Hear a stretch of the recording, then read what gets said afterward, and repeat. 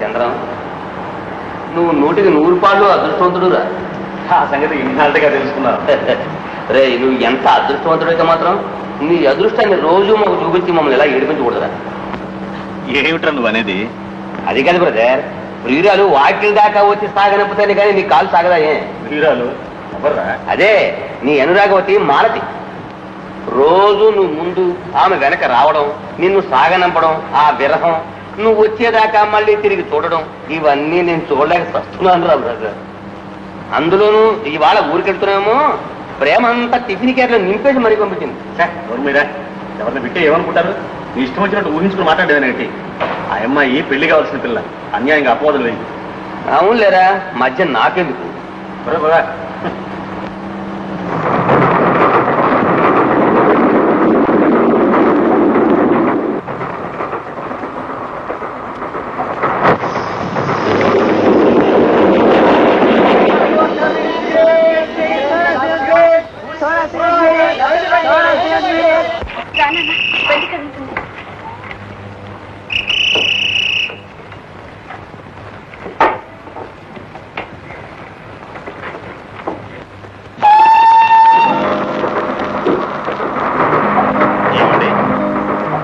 సామానంతా ఇంతేనా, ఇంకా ఏమన్నా ఉందా? ఏమనుకోకు బాబు, అమ్మాయి ఏదో తొందరలో అలా పడేసింది. ఆడదన్న తర్వాత బరువు భారం ఎవరో ఒకరి మీద వేస్తుంది. రాలేదు, కూర్చోండి.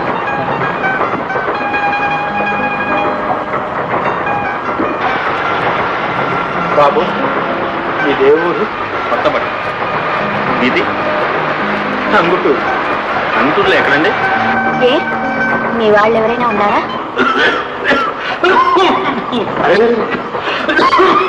సుస్థిగా ఉన్నట్టుంది.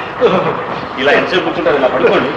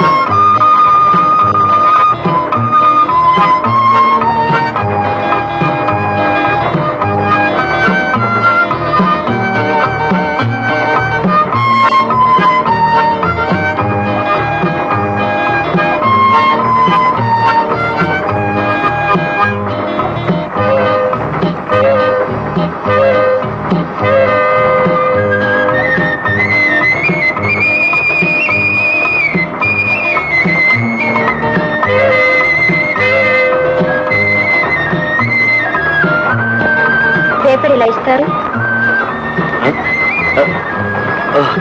Paper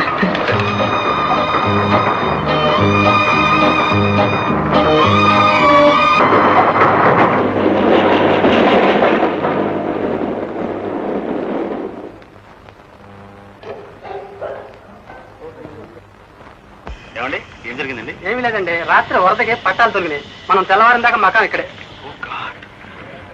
thank you.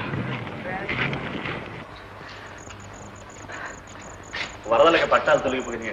తెల్లవారి దగ్గర మనం ఇక్కడే ఉంటాం. నాన్న, నాన్న, మా సుగుణా, చలిగా ఉందమ్మా. అద్దపడి కాస్త బాగా కప్పమ్మా. జ్వరం కాలిపోతుంది. ఉండండి.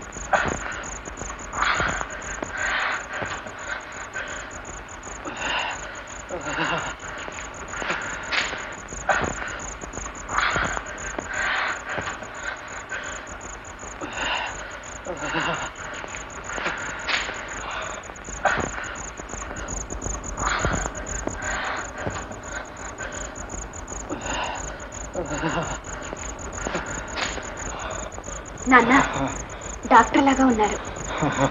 డాక్టర్ ఏమిటమ్మా, మన పాలిటి దేవుడైతే.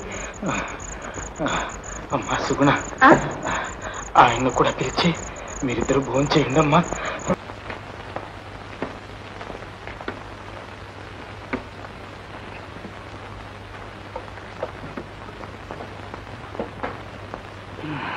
కూర్చో నాయనా. నేను ఈ బండిలోనే వెళ్ళొస్తాను కలవా. అదేమిటి బాబు, ఇంత దూరం వచ్చి ఒక్కరోజైనా మా ఇంట్లో ఉండకుండా వెళ్తానంటావు? వీల్లేదు, ఈ ఒక్క పూటైనా ఉండి వెళ్ళాలి. లేదండి, వెళ్ళాల్సిన పని ఉంది. పెద్ద డాక్టర్ బీద వాళ్ళ ఇంట్లో ఉంటారా? ఈ ఒక్కరోజు ఉండండి. అవును బాబు, అమ్మాయి చెప్తున్నందుకోసమైనా ఉంటా. అమ్మా, ఆ బండిలో సామాన్లన్నీ లోపల పట్టించుకురా.